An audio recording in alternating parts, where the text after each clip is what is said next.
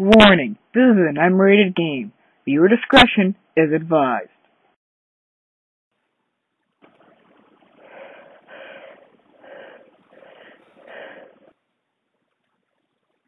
This is the place.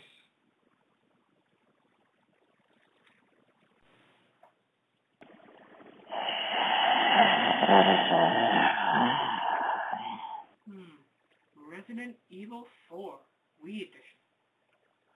Let's see if it's any good.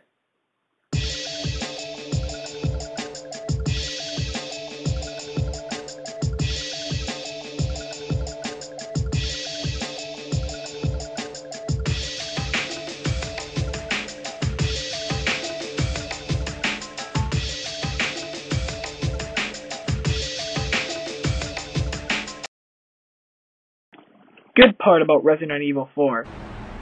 The design. This game looks great. It has realistic human models, very nice environment look, and superior lighting and awesome blood effects. Though the Wii could do better. It is a GameCube game after all. It does have some inferior textures, but that's only when you really look at it.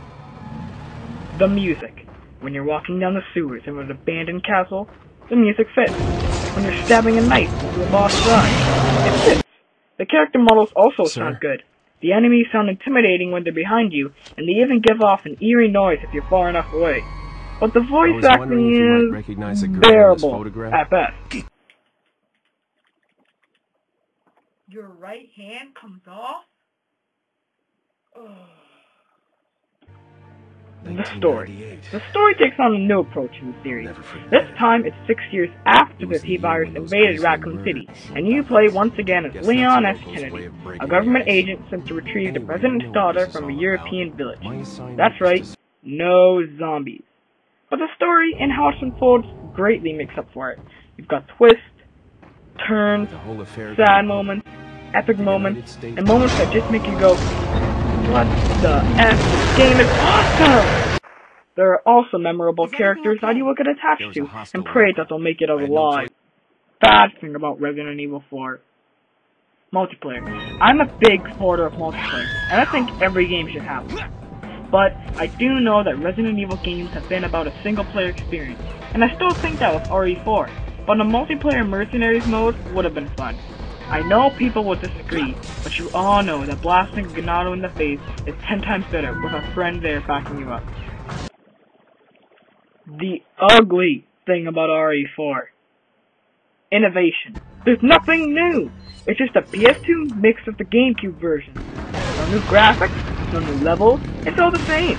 If the developers are gonna re-release the game, make it at least a little bit different from the last two versions. Also, blasting heads-off enemies can actually get pretty boring after a while. Sure, there's extra modes like Mercenaries in separate ways, but those should be a given, and not the main side. The awesome thing about RE4. Controls. They're phenomenal. You walk around tightly with the nunchuck analog stick, you hold B button to pull out your gun, and then use the A button to shoot. It's so simple, it's amazing. There are also special moves you can pull off by just pressing the A button when an enemy is stunned. No waggling required. There are also chase scenes where you shake the Wii remote to run or dodge something, which just enhances the experience. Though the puzzles don't use the Wii remote to sensors, it's the least of your worries when you're shaking a Wii remote like mad to try to avoid a falling rock. Gameplay. This game pulls this off awesomely. It's incredible pacing. You could be walking through an eerie forest or sewers, then be blasting your way through enemies, then maybe a puzzle, then more enemies, then an eerie experience. It keeps you engaged and makes you not get bored of the experience. You get to play as Ashley, which is actually more fun and scarier than you'd think. You can also play as Ada Wong, and see the whole story in another point of view. And the box features a new and intuitive way to hold and store your guns.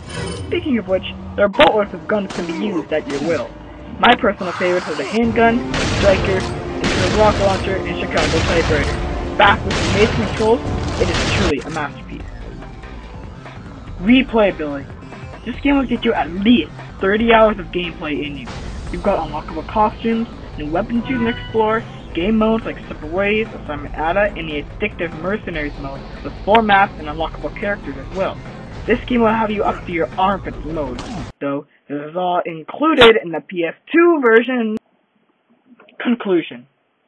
Resident Evil 4 may not be called a survival horror game, but it can be called an amazing game. And at a budget price of $30, this is a must-have. I give it a 9.5 out of 10, which translates to buy, and buy. Don't rent it, buy it. It'll be worth every penny. This is Gamecity, signing off. Who